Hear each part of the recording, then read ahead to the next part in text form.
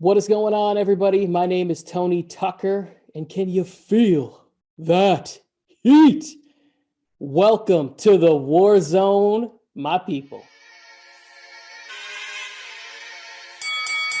Let's get ready to rumble.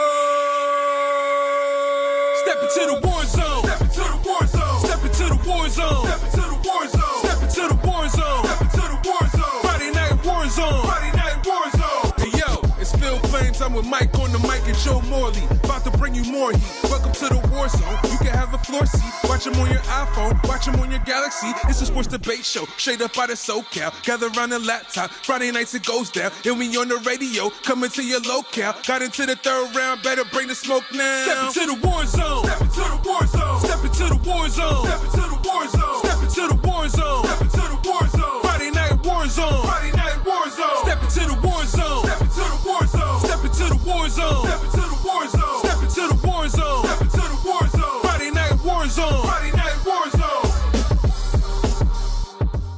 What's going on, everybody, and welcome to the Warzone. I'm Joe Morley. That's Mike on the mic, and you guys just heard from Tony Tucker himself, Tony Tucker from Project Drivel. You guys can find him on Instagram, Spotify, I believe YouTube as well, right? You got YouTube, Tony? Yep, everywhere. Everywhere you just type in his name, you type in Project Drivel, and it's there. Tony, you got anything else I need to add to that? No, just go to Instagram. I love to engage with people. I'll comment genuine stuff all the time on the material you're putting out. So if you guys saw last week's episode, we had Raw Mind Ryan on here. Well, it doesn't look like Tony is going to be that loud this week. Tony's going to mild it off a little bit. I'm going to be the loud, but going back to being the loud guy. Mike's going to be the serious guy, and Tony's just going to be right there in the middle, being the mediator. But I guess I'm the only one without the Kobe Bryant jersey, right? Yeah. What are you doing, man? And you're from Los Angeles, too.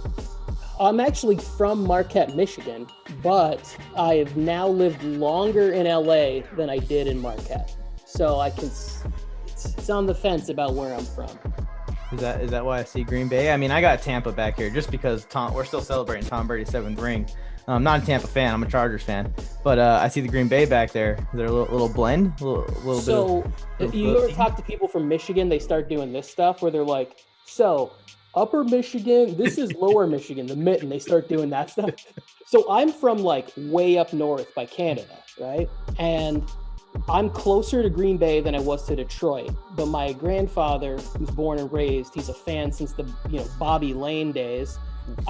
He is diehard Lions fan. We kind of butted heads, and I realized how much he hated the Packers. They had a guy named Don Makowski back in the day. And so I started cheering for this dude with a sweet mullet, and I became a Packers fan because of it. And I was just like, and then fortunately we got Brett Favre. That's my favorite all-time athlete, entertainer. It's like him and Michael Jackson, neck and neck. I got moonwalk, or I got maybe an interception. I'm not sure. But either way, I'm on the edge of my seat. It's a thriller all the way, baby. Real tough jeans. Yes, exactly. Got my copper fit, mesh sleeve, everything. I like it. Heck yeah, that's a good one right there. Well, hey, you brought us in. You already said your favorite entertainer. Let's just go right into topic number one then. Let's do it. Favorite moment in sports history. What's your favorite moment in sports history? Okay. So when I read the question, I wasn't quite sure if it was like my personal one as like an athlete. So I have that if you want to hear it. But my personal favorite moment is as a Packers fan. Joe, can you scooch to the side a little bit? We can get a shot of that Raiders banner there. Monday Night Football, Brett Favre, December 23rd. His father passes away, right? Is Favre's streak going to end? What's going to happen? You're in the Oakland Coliseum against the Raiders on Monday Night Football. Emotional, very just feeling pain for like this guy that had brought so much joy to my life, right? And I always tell people my worst moment in football is 4th and 26, which is why I completely dislike the Philadelphia Eagles. Freddie Mitchell? Are you kidding me? The game was over. We would have went to the Super Bowl that year, 4th and 26. What garbage is that? Bad But the X. greatest moment, 300 plus passing yards in the first half. He threw a touchdown in that game to, I think his name was Javon Walker, number 84, old Florida State product. Ball looked like Irv Favre or whatever his dad's name was, just dropped it out of the heavens to him. Just throwing classic Favre, sort of no look, winging these sidearm, just nonsense throws that you, as a fan, you're like, okay, this guy really is feeling something on another level as an athlete. When you see it and you're like, oh, this guy wanted to dedicate something special to his father. He didn't show up because the streak was on the line.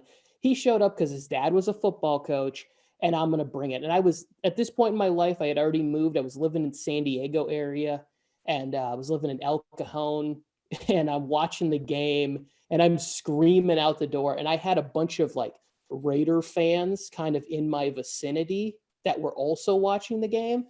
And I made some new friends that night. Not the best way, right? Like they were coming over to tell me to keep it down. But it was just one of those times I'll never forget, where I was sitting, what I ate. It was just my favorite moment to watch somebody that brought me so much joy do something that was incredible. Oh yeah, I remember that game. I remember that game pretty well. And as a Raider fan, I mean, it was it was 2003, so I was just barely out of high school, I want to say.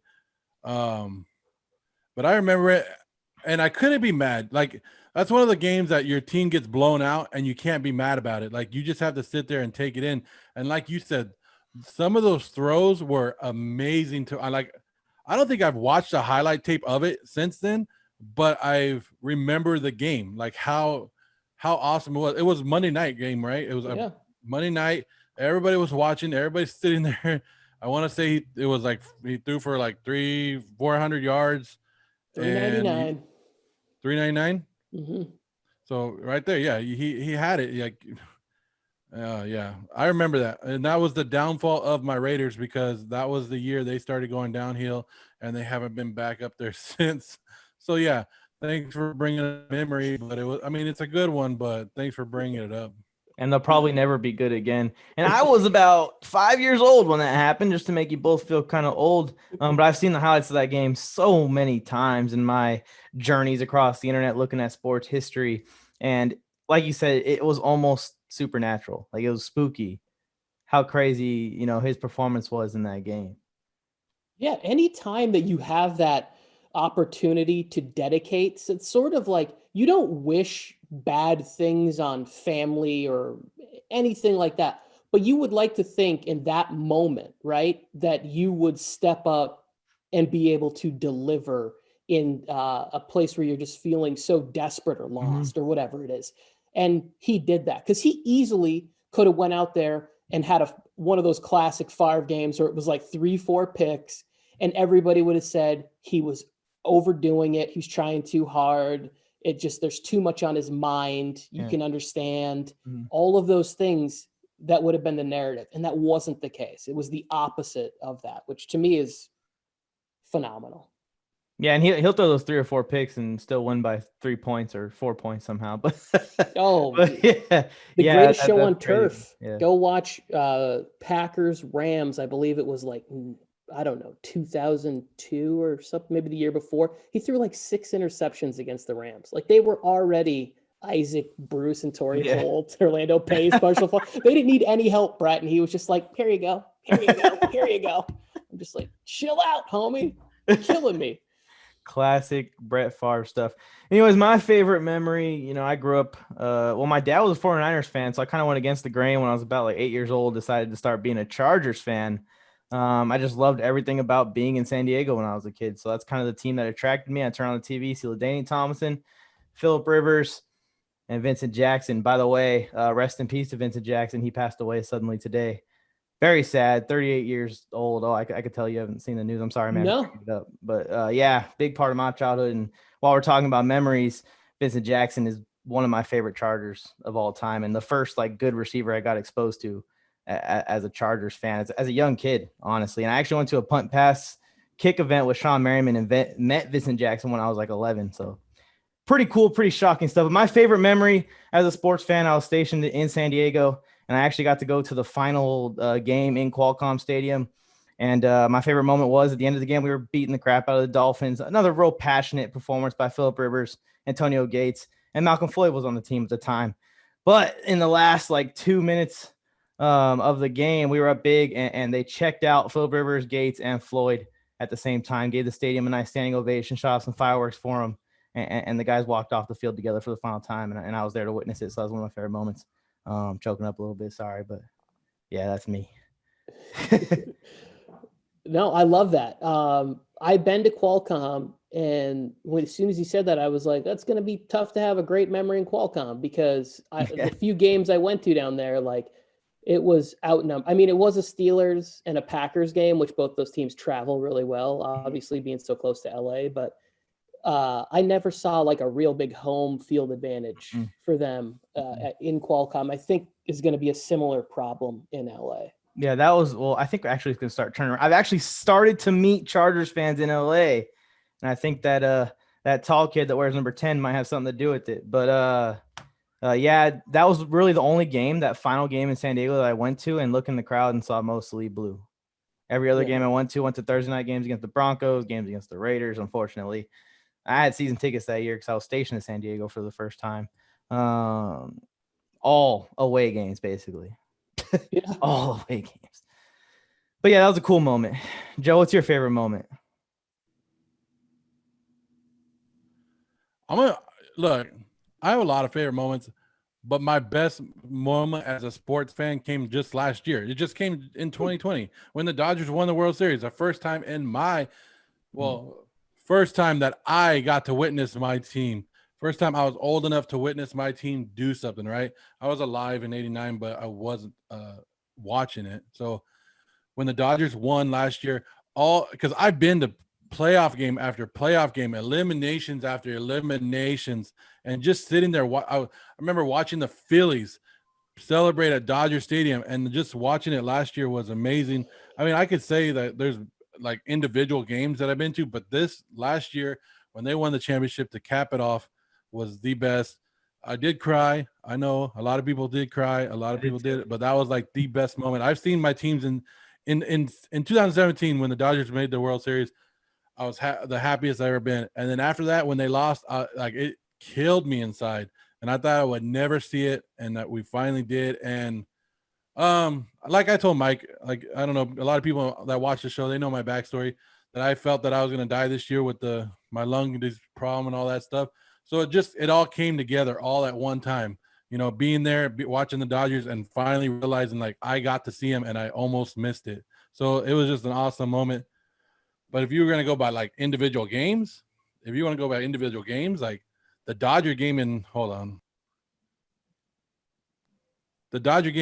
2000, what year was it? It was 2006, 2007 when the Dodgers were losing by, I believe they were down by 4 in the bottom of the 9th against the Padres, Trevor Hoffman, and they came back and they hit back to back, four home runs in a row to then go into to extra innings where Nomar Garciaparra hit a home run to win the game. Yeah, I think that who was the reliever? They brought in Trevor Hoffman, Hall of Famer, and then they brought in another guy who would eventually like go on. I think it was like Chad Qualls or somebody who was pretty good in relief after him, and they still went yard on him. Yeah, I cried for both the Dodgers and the Lakers this year, man, especially the Lakers with the whole Kobe thing. It's actually kind of crazy. The day that Kobe died, I was scheduled to come home from Japan for like a 2-week leave period. And I actually found out like right before I'm about to get on the plane at like 5 a.m. in Japan that Kobe had just died in a helicopter crash. And I'm about to get on the plane and fly to Los Angeles, and landed in Los Angeles. And the first thing my wife did was took me to the Staples Center. And she said, go ahead, have your moment. It's pretty tough. Yeah. Oh man. Tough stuff, man. And I actually I had tickets to the game already against the Rockets, like I think 2 games after his death. And I was actually there for LeBron when he did the tribute windmill dunk. I was sitting like 5 rows up. That's pretty cool. That's awesome. Yeah. Yeah, that might have snuck in. Yeah, that would have We're not snuck supposed to in. be sad. We're not supposed to be a sad show. We're supposed to be a That's happy true, right? show. That's Oh, true. look what we're doing. We're bringing tears to people's eyes that's watching. We're just we went sad. We took that whole thing downhill, right? We took the Brett Favre dad. We took my injury. We took Kobe. But that moments like that is what makes sports right there. It, like you said earlier, we don't want tragedy to happen, but sometimes when tragedy happens, there's good things that happen that come from it.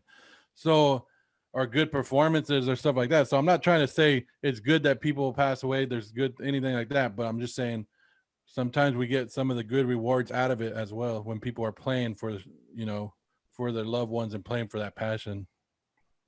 Yeah, you get the chance to step up, right? Which is the part that's like, you want that moment. Like, we go in the driveway, we don't go like, oh, hey, tip ball, guys. No, we go into the corner and we go 3, 2, 1, and we shoot a jumper as we do that. We want to have that moment, that big idea, that's like, we don't come out, we're not the sixth man in our dream. We are the hero as little kids. And so it's like, when you get to see these guys, and some of them may be 6-man heroes or whatever, but you get to have that moment. And I think, a lot of the stuff we just talked about, we were talking about people that had their moment, which is really cool. That's why I love sports so much.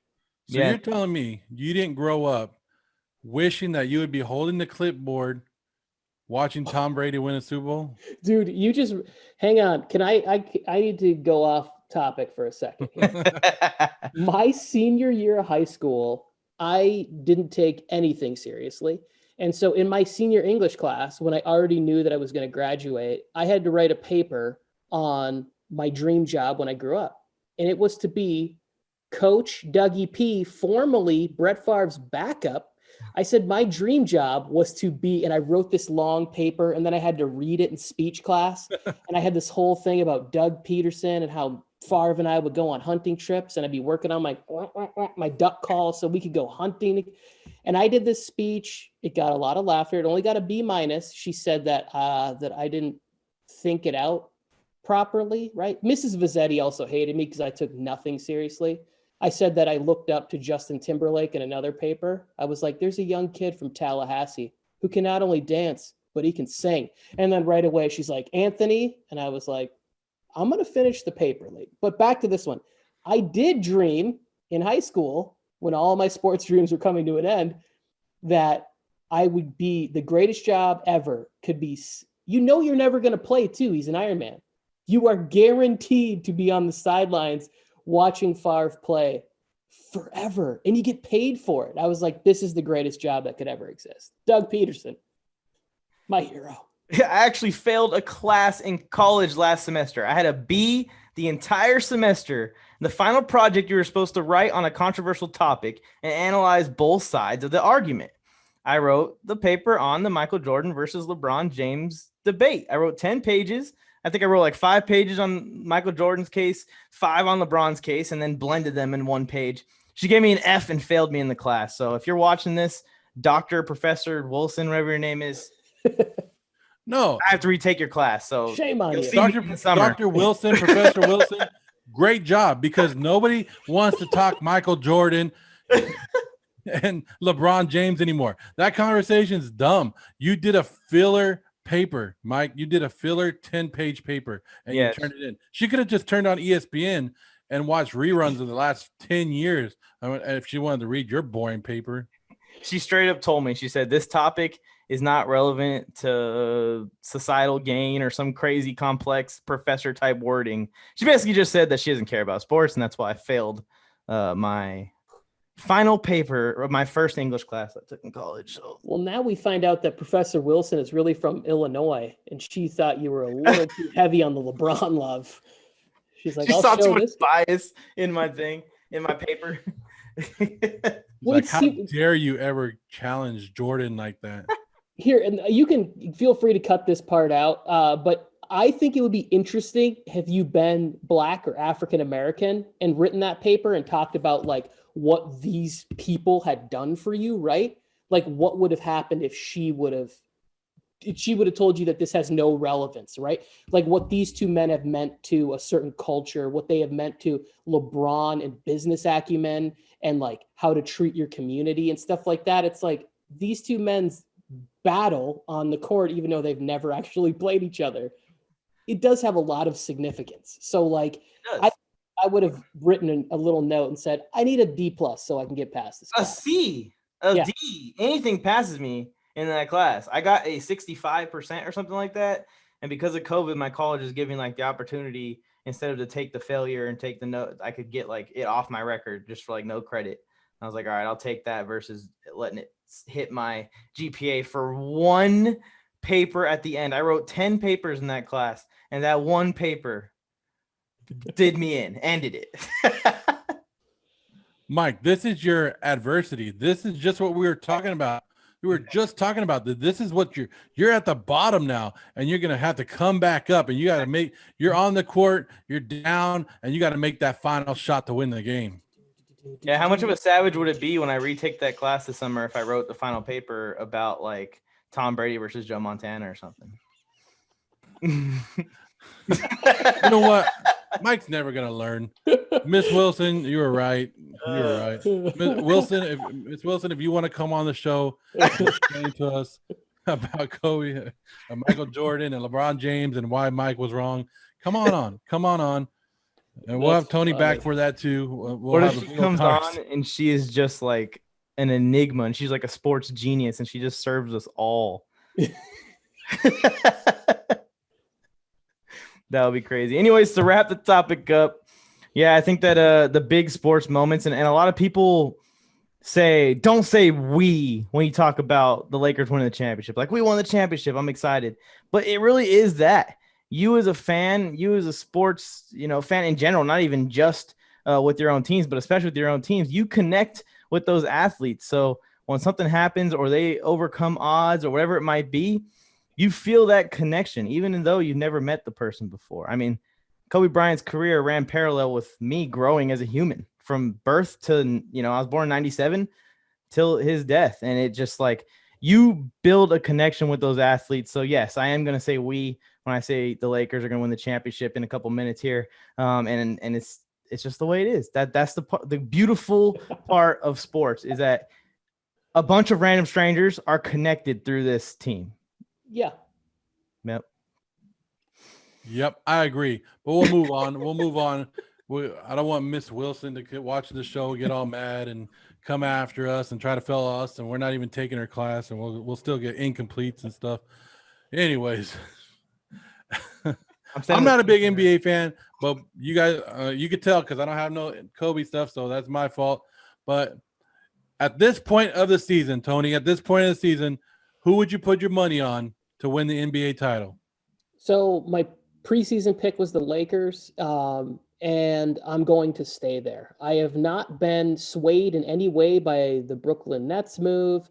I think they would need an off season, and there also just needs to be proved long-term health, right? Like Kyrie's had injuries, Kevin Durant's coming back off the Achilles, but this AD injury definitely worries me quite a bit. Like anytime you lose the second best player on your team, you're going to suffer a little bit. Mm-hmm. But I think that one great thing about LeBron is his ability to make people play above their abilities. Like there was playoff runs with guys like Matthew Dellavedova, when he was in Cleveland, and you're like, oh, where's that guy now? And it's like, well, he's shearing sheep somewhere in Bosnia. Mm-hmm. Like you have no idea where this guy is, but he was like a hero in the NBA finals at one point, and it's like, he has the ability to bring that out of you. We'd prefer to have AD. I said we'd prefer to have him on the floor. If we don't, I still think there's moves to be made, right? I think we could see Blake Griffin sign, or maybe Andre Drummond. I don't know all the salary caps and stuff. So I would say in the East, I like the Sixers. And that's pretty much the only team out there that I think is consistent. And really, like, it's kind of a big crapshoot because if the AD's hurt, you got the Jazz, which need to perform still show us they can perform in the postseason. Luca could get hot at the right time as like a 6 or a 7 seed. They could make a run. It's Clippers, obviously, to me now sort of become the favorites. If AD's gone for an extended period of time, I would probably say it's Clippers and Lakers right there at the top of the West. So, but I'm going to go with the Lakers. I'm also still in on the Lakers as long as AD can get healthy and get back on the court. And even without him, I think that the Lakers stand a good chance in the West, especially if they make a move like you're saying. That was what was special about last year's roster that took the Lakers to heights we haven't seen, since Kobe, is that they put together like the perfect blend of veterans on the team for LeBron to get the ball to. And don't be fooled. Don't be fooled. Anyone out there, LeBron James can still take over a game himself if he wants to.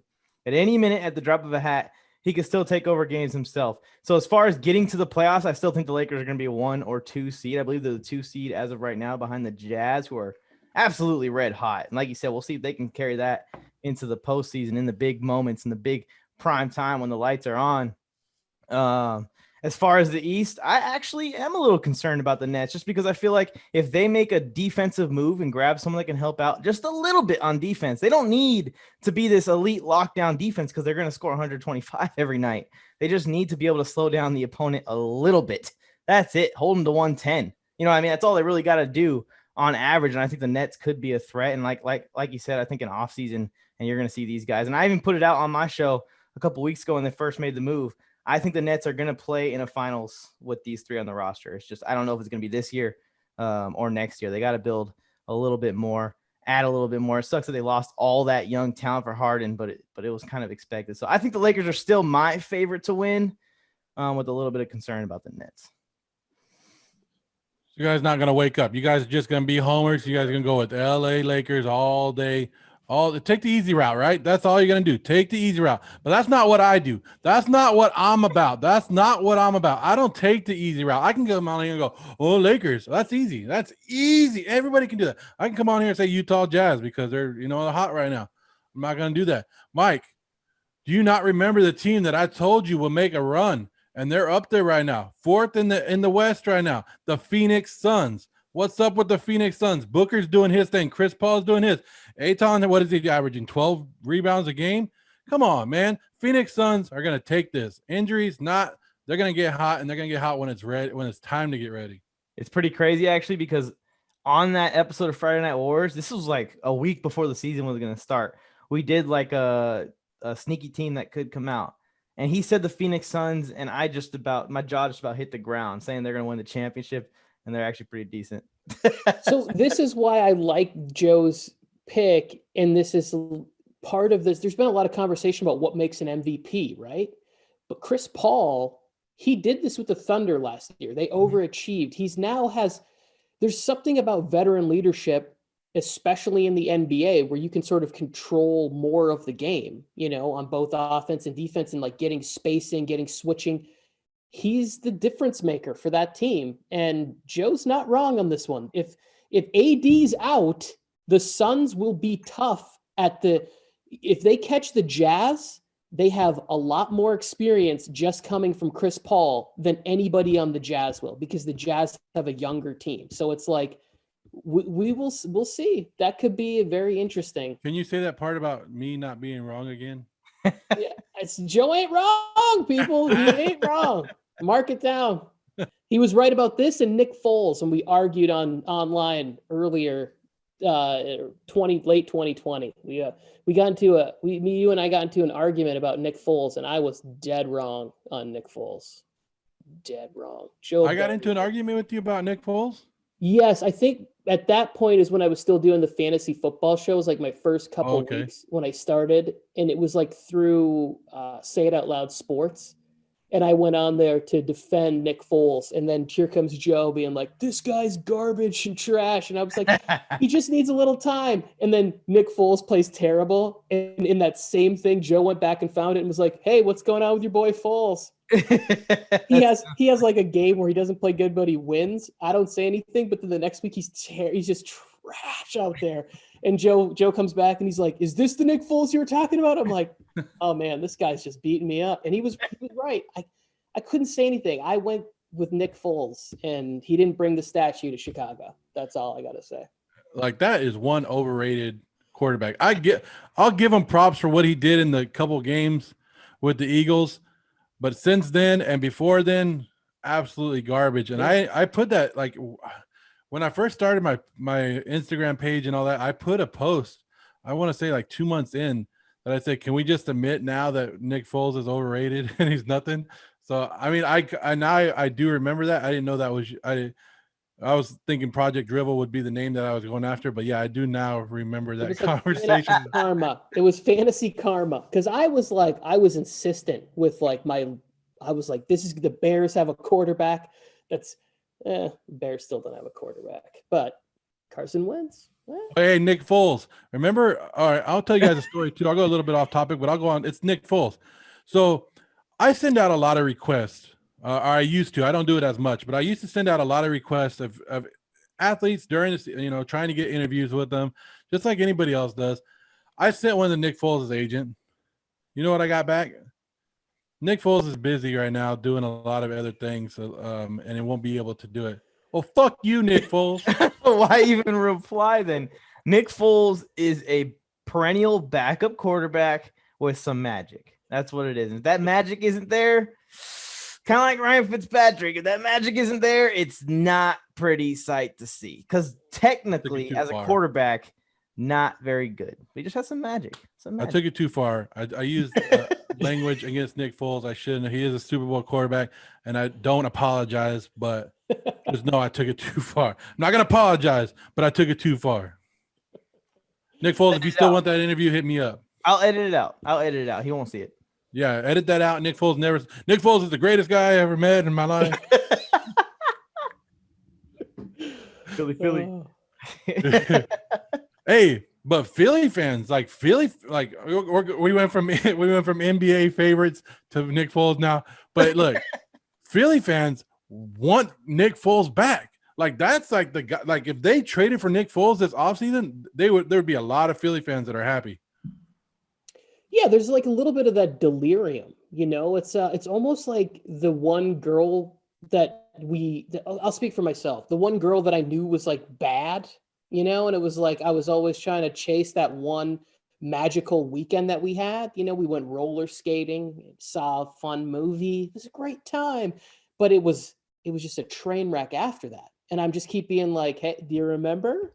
Come on. Do you remember how good it was? Let's do that again. You can't ever put that first date, first weekend magic love back in the bottle. And that's all he had was a couple of weekends. I'm absolutely baffled that the rumors are coming out that they're going to get Nick Foles when Mitchell Trubisky is not like, he has a lot more promise than Nick Foles. Why wouldn't you just take Mitchell instead of Nick Foles? It's like they're going to take a bad contract, a backup quarterback, to add more QB controversy to their already full of QB controversy locker room. It doesn't make any sense. The trade doesn't make any sense at all. Well, there was the report this morning. Jalen Rose is practicing with the ones, right? Like he's doing a lot of this offseason stuff with them. So like they've already seemed to move on, the Chicago Bears really have the only franchise I can think of that's never had one good quarterback, right? And the few guys they've had with the potential is like Jay Cutler. That's it, but he never panned out. But I'm talking about like Carson Wentz could be that second guy who actually has potential. We could see if he could stay healthy. Who would think the Chicago Bears are missing Jay Cutler right now, right? Like that's the one guy they're looking back going, oh, I wish we still had Jay Cutler. Yeah, I mean, it works out for the Bears. They're going to get rid of Foles' contract and get some promise in Carson Wentz, a guy who was in the MVP conversation just a couple years ago. Yeah. But if the Bears don't fix that offensive line, it don't matter who they have back at quarterback. I mean, that's the truth. That's the truth. I'm saying the first step is get the quarterback. That's kind of my opinion on NFL rosters in today's day and age. Your first step, find that quarterback or build a team that is ready for a quarterback and go get them. That's kind of the steps here. It's like in the Chargers situation, they built this team not thinking it's going to be Philip Rivers' team for much longer. They built this team looking for a quarterback and they found him. And same thing with some other teams. And if you're a team that's ready to get a quarterback like the Bears, or not already, but if they're starting to build around a quarterback, looking for someone to build around, go get them. First step. I'm sorry you got to hear that, Tony. He likes to bring the Chargers up into any situation that he can. Yeah. It's crazy. Here It's comes like, the topic too. Huh. yeah, I can Chargers tell this. you, I was just about to Chargers say, that. I can tell you, you're not going to enjoy this next topic then at all. Show. I don't know if Mike saw this, but I tagged Mike in a TikTok that I saw yesterday, right? It was a TikTok and it had like 4 pictures. So it was like Tom Brady, Justin Herbert, Russell Wilson, and I forget the other quarterback. And it said, you got to start one, cut or bench 2 and cut 1, right? And the guy's like, why? I can't believe you guys would put all these guys together with the greatest quarterback of all time. You know, I'm starting Justin Herbert. And I was like, that's Mike right there. Mike would start Justin Herbert over Tom Brady, Russell Wilson, everybody else. I go, that's straight Mike right there. That is hilarious. Anyways, Joe, what is the next topic? Let's talk about it. Oh, let's go into our next topic. We just happened to get to football, and we're back at football, guys. And I have a feeling because Tony already said, oh, Jesus. All right. So Tony's saying, I don't even want to get into it. It's which NFL team will be the breakout of 2021? Let me hear this biased Charger talk. So I don't have a football team. Technically, I've been without a football team because when the Favre divorce happened, right? Aaron Rodgers became the stepmom I never wanted, and I left the Packers. I went to I have a Jets Favre jersey. I couldn't stomach having a Vikings jersey because I had hated them for so long, but I cheered for him on the Vikings. I got thrown out of a bar in my hometown, a Packer bar, for cheering for the Vikings. So I don't have a team, but I live in LA. Before the season started, I said Justin Herbert was the best quarterback in the draft, and he didn't disappoint me. I then said in my one of my YouTube videos, Justin Herbert reminds me of John Elway out there. I just need to see a little bit more, like a little bit more get the guys going, right? Still didn't see enough of that, but some of those comeback fourth quarter wins, it's the Chargers, right? Of like it, I guess by definition of your question is like, does it mean that they have to like contend for a Super Bowl, or is it just a playoff spot?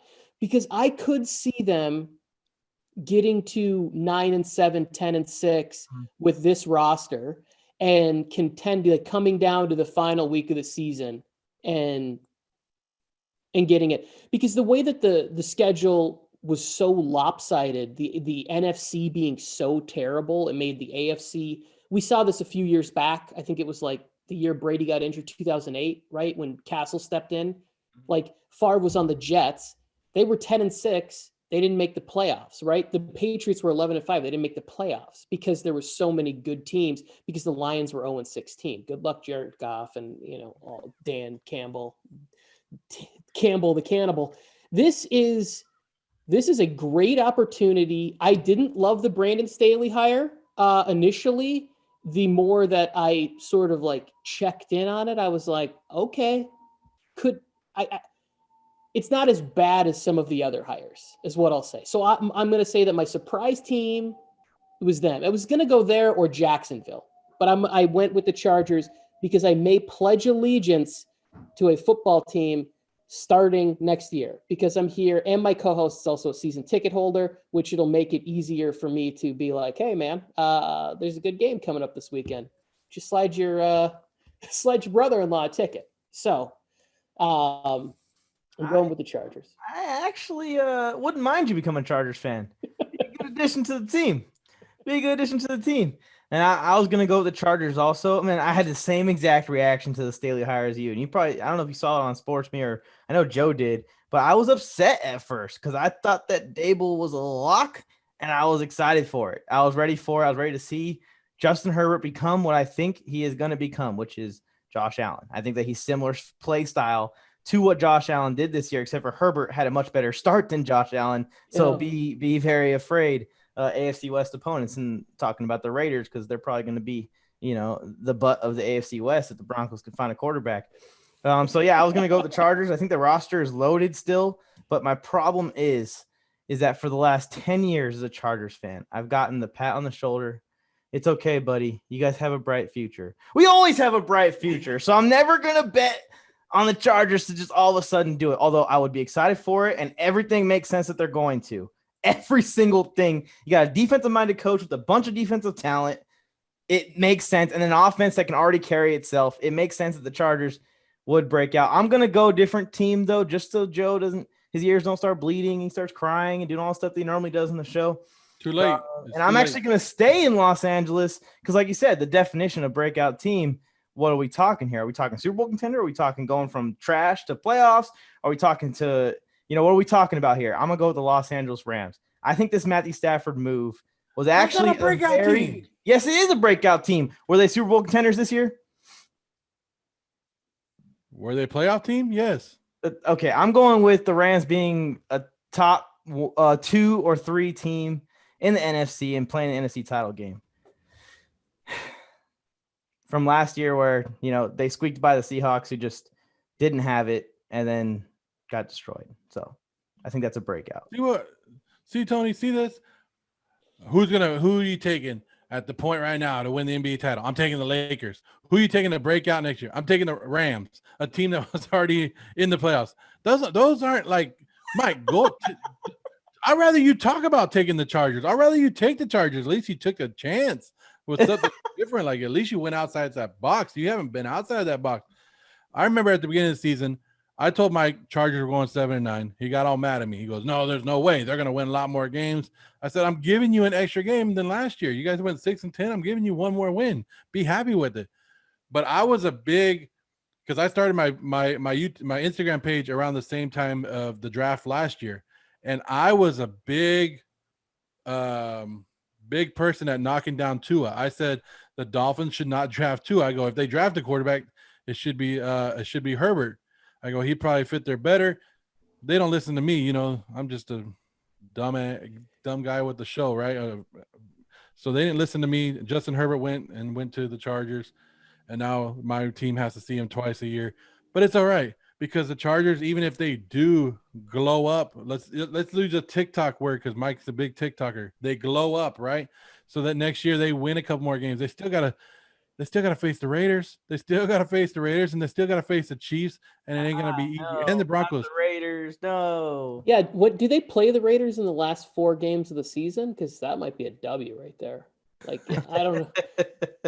On my show, I pitched the theory of the ultimate head coach is if you could combine John Gruden's first 12 games with Adam Gay's final 4 games of the season, you have the ultimate head coach. That's a 16-0. Undefeated. You have a great head coach. But like you were saying earlier, Tony, the AFC, when we talked about this, I think last week with Ryan, that the AFC is so strong, is the stronger conference right now. The AFC has so many teams that are like, just talking about the AFC West right there. Those 4 teams are 1 or 2 players away from all 4 teams winning nine games or more. And that's crazy to think about. And then you look at the NFC. The NFC is more of your weaker one. You saw that this year with the what was Washington, 7-9 making the playoffs. Yeah. So right now, I think all the more talent is in the AFC, and that's where we're going to see it. But I'm just going to contradict myself right now anyways with my breakout team, and I'm going to go with an NFC team. And you know what? They kind of are still blue. They are still, I don't know if you want to guess it, but not. But I'm going with the Carolina Panthers. That's who I'm going with. I think they're a quarterback away. I think they have great wide receivers. They have their defense started to come on towards the end of the season. I think the Atlanta Falcons take a step back. Well, we all know what Tampa Bay is going to do. I think the Saints take a step back next year. So it's only going to work itself out for the Panthers. And the Panthers, would they win this year? 4 or 5 games? So my breakout is I think they win 8 games, 9 games. They're maybe not playoff team, but right there in the mix. I really like this because I like Coach Rule a lot. I thought that was a good hire for them. I'm interested to see what they do at the quarterback position, if they make a move or, whatever they do with Bridgewater. For a second, Joe, I thought you were going to say the Lions because on some other show, I've heard you say some positive things about the Dan Campbell hire, which I still can't fathom why this is a good hire in any world. But I'm just glad you didn't say the Detroit Lions because I lived in Michigan for 20 years.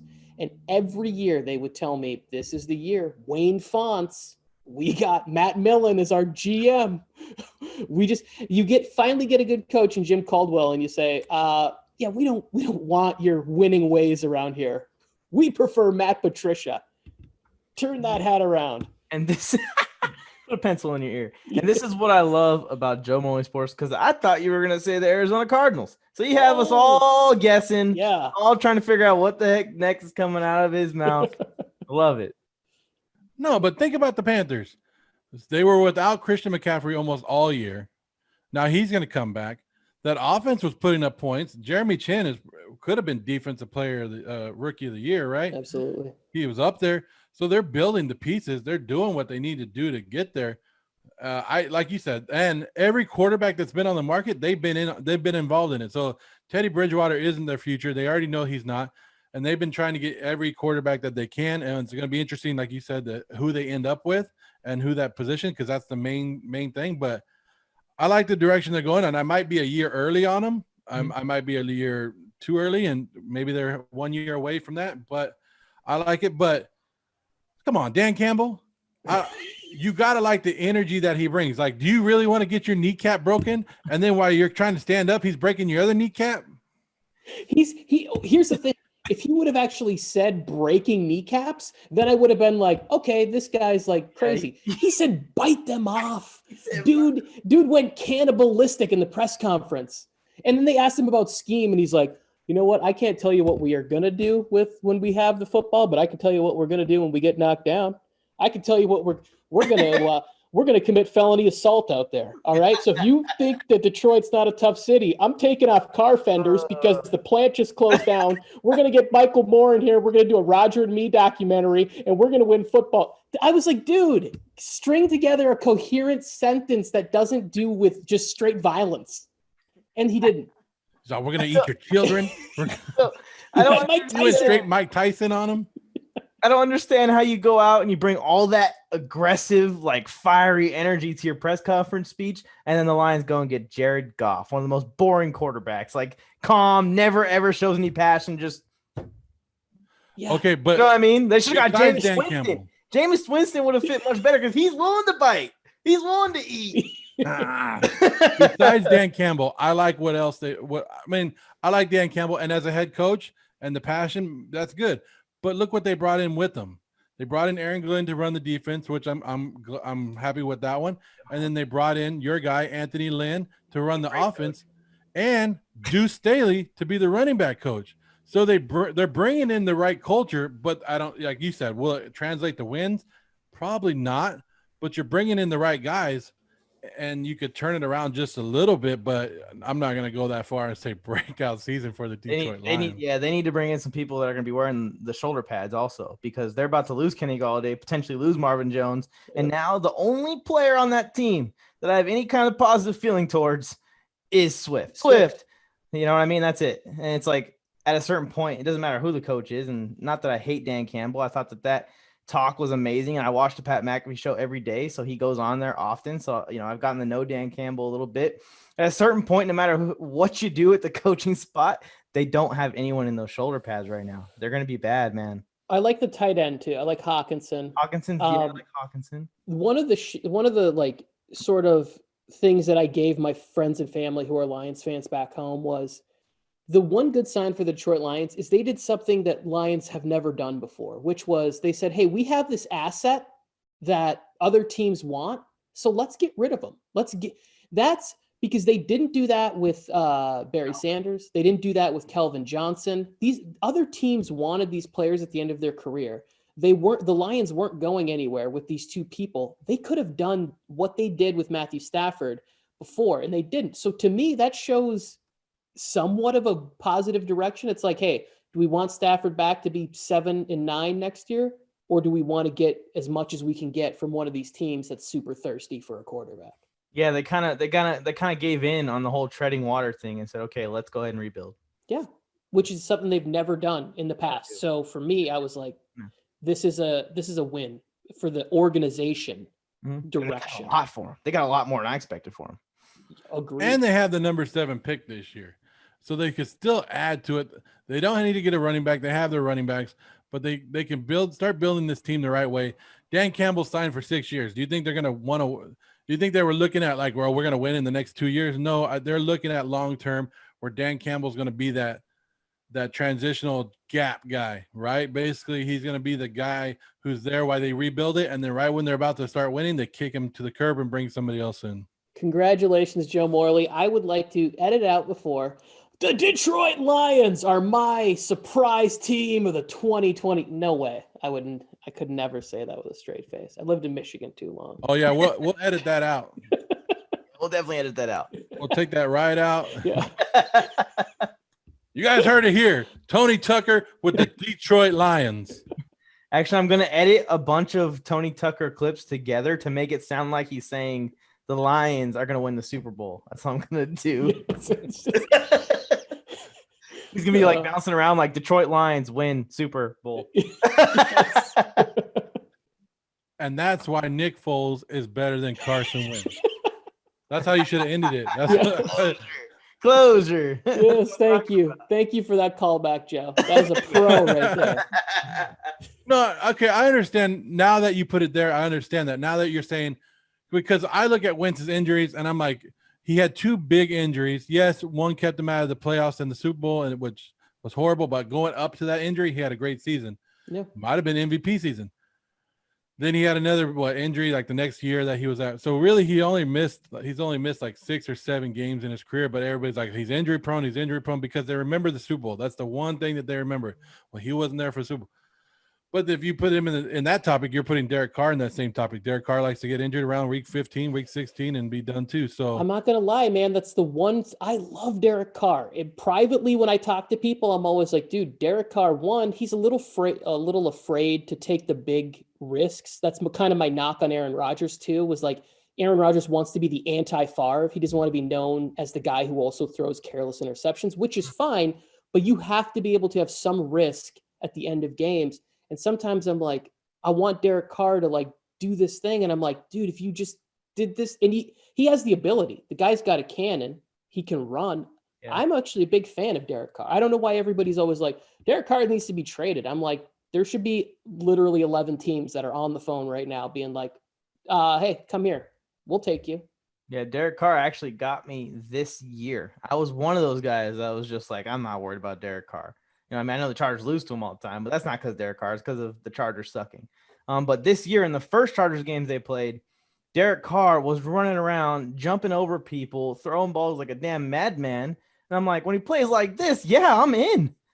Like you said, he just has to play like that consistency. And he did that for like the first half of the season. And the Raiders were actually wild card contenders.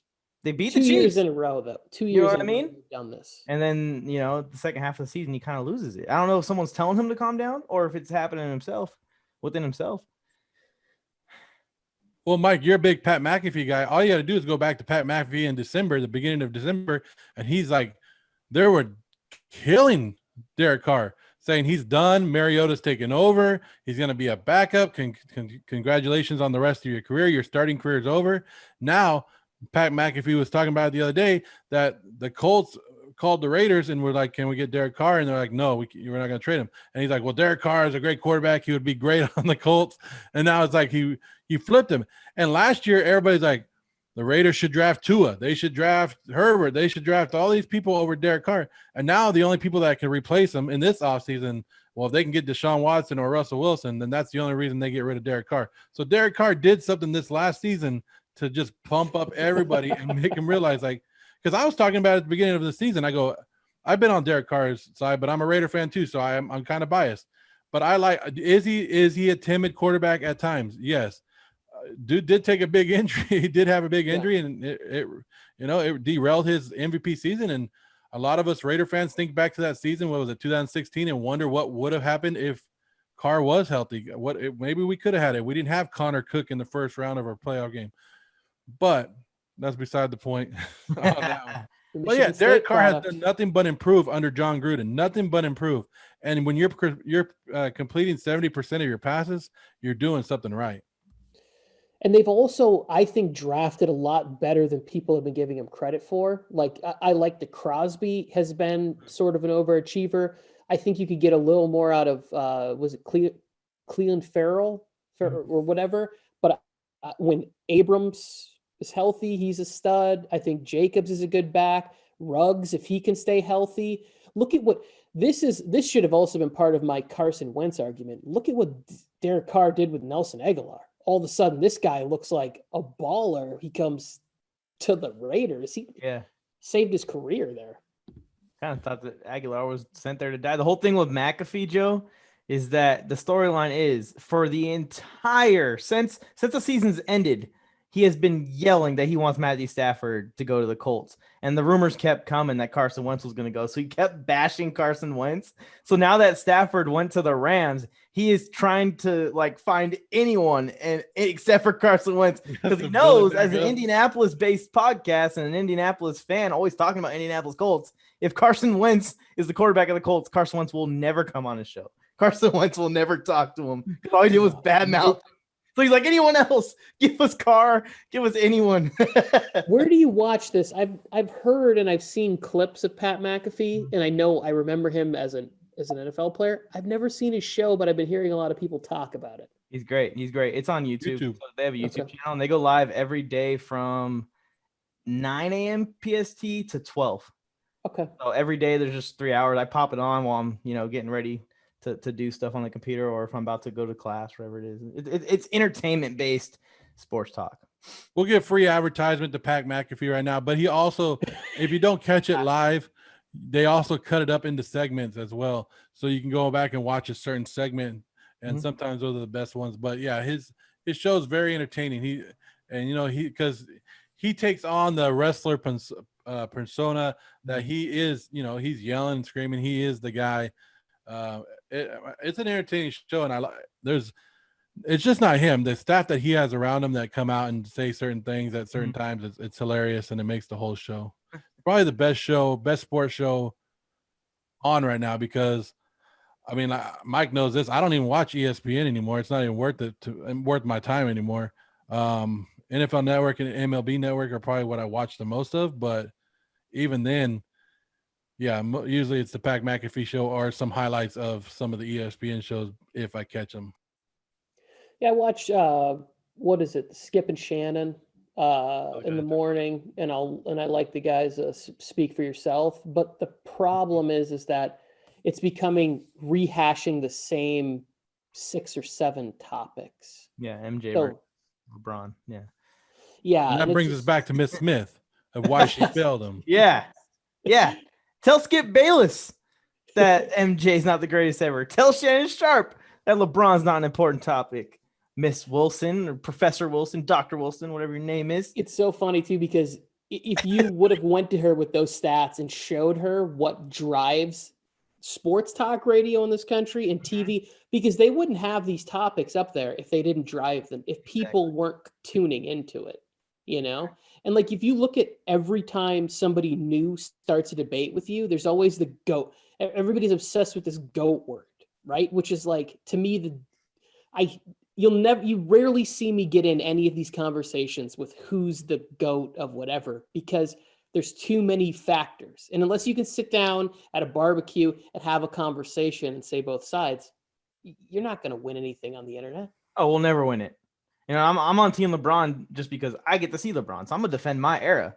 You know what I mean? But you can go on either side and make probably the same amount of points that make sense, and also be dumb and ignorant about the same amount of points that don't make sense. It's never going to be solved because they never played each other. Yep. They're never going to. Well, I like to make people mad and get people talking. I saw a meme the other day that changed my mind on probably who could have been the greatest quarterback of all time. And I didn't like Peyton Manning a lot because he was on the Broncos. But now I saw this one that said, hey, Tom Brady, you have all those rings. But when Tom Brady got hurt, his team still went 11-5, or you know what I mean? Yeah. With Matt Castle. When Peyton Manning got hurt, he crippled the whole franchise. The whole franchise came coming down. So which one was greater or the better player on the field? Which one was more needed? You know what I mean? So, I looked at it a little different. I'm always going to say that Tom Brady and the rings are now put them way up there, and you got to, but that right there made me kind of change my mind on Peyton Manning as being one of the best. Well, I don't mean to start a huge debate like we're just talking about how it's pointless, but one of those teams has Bill Belichick as their coach. So Yeah, and I think Tony Dungy was gone by the time that they had to start Curtis Painter and the neck injury. So it was like it's very different too, because I think the Colts went into, hey, let's go into full tank mode because Andrew Luck was coming up in the draft class, right? So it was like, hey, let's be in on something. Let's not be in on a first round playoff exit or a 7-9 season with Curtis Painter. They went pretty hard after Luck. See, we can go all over now. Now we can get in the tank for Luck. We can get into tanking, all that stuff, and we'll start talking about Andrew Luck coming back. Nope, we already broke that news. Joe Morley Sports already broke that news. Andrew Luck is not coming back to the NFL, people. I hope so. Gentlemen, I've really enjoyed this a lot. And I'd like you guys to come on Project Drivel and just talk. So mine's a little more bar-ish atmosphere or whatever, but you don't have to, you can be whoever you want. But if you feel like cursing, like Joe has done a couple times this show, it's perfectly okay. Yeah, Joe, your son watches this show. Apologize to the camera right now. I apologize, Jake. Don't take after your dad. He's a bad influence. Beep. And also, don't be a Raiders fan. Also a bad influence. Too bad. I do coach. You know, it's funny. I coach a flag football team, and they're 7 and 8 year olds. And my favorite team is the Raiders. So, of course, I got the Raiders, so they all got to wear it. And there's some kids on that team that because it's California. In California, you grow up. Usually it's Raider fan or 49er fan. There's usually nothing else in between.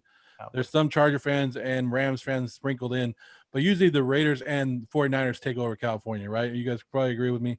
Mm-hmm. But so when I tell them to put their hands in and go 1, 2, 3 and yell Raiders at the end, there's a couple kids that won't even say it. I wouldn't play on the team. Yeah, they go, I'm on the team, but I'm not a Raider. I will never say Raiders. And I'm like that. This is 7 and 8 year olds, and I'm like, I'm just laughing. It's like, all right, like it is what it is. But what's so funny is 7 and 8 year old Raider team. In 12 years, 15 years, they were getting ready to be in the draft. They'd be sitting there being like, okay, just call my name, please.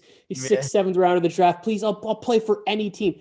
See, because when you work so hard and you get to have that dream, all of a sudden you don't really care. Of course. You just want it. But when you're a kid, it's like never, ever. See, my wife asked me that question. She's like, hey, because my son's named Jake, if Jake ever got drafted and he got drafted by the 49ers, would you wear 49er stuff? I go, no. I go, I wouldn't. I still rock my Raider stuff. I mean, but I'll root for Jake. That's about it. I think we've seen stuff like that with families in the past. Yeah. You're at the game, Joe, like in the box, and you're just sitting there in Raiders gear at the 49ers Raiders game. It's like, this is and they show the little graphic at the bottom. Jake Morley's wearing his college jersey. Yeah. Wearing his Pop Warner jersey. This is when he was still I loved him when he played for this team. Oh, it's good. Hey, it's true though, but it is what it is. I have a fandom that I support, but I don't want to put on the 49ers is one of those teams that I can never root for. So Chargers is different. I could kind of go for the Chargers, but 49ers and Cowboys, those are the two teams. I can root for. You could probably get me to root for any other team but those two teams. Well, imagine all the clips that are getting pulled up when your son gets drafted to the Cowboys or 49ers on your Instagram pages of you just going on there and saying, "What's up, San Francisco 49er fans? How y'all feeling? I'm feeling Cowboy fans. Look at this." Watch Nick Foles is going to be his coach. His quarterback coach. It's like, oh, I'm garbage, huh? I'm garbage. I was like, anyways. Tony, I appreciate you coming on. You entered the war zone and you did great, and you're welcome back anytime. Thank you, gentlemen. Mike, I'll see you on Friday night. Unfortunately.